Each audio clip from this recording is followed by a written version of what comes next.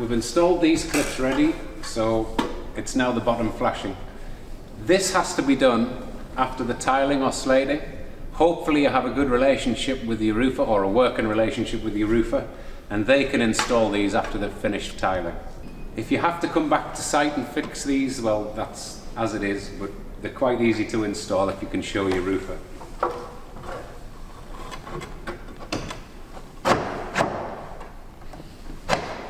That's it. When you come to join the bottom flashings together, there's a joiner piece here. This doesn't need any butyl tape on it because it's at the bottom of the array. So that just slides in there, and likewise into the next one.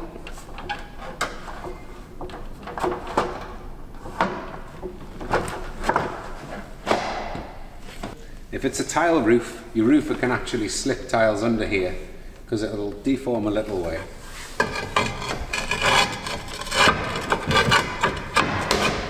Because slates have to be nailed, this flashing will have to come out for the roofers to work on the bottom row of slate. So the hole clips are very easy to use. You just use a pair of pliers and pull the hook over the flashing, and that pushes it back into the frame. So the corner flashing piece here will be covered entirely by your slate.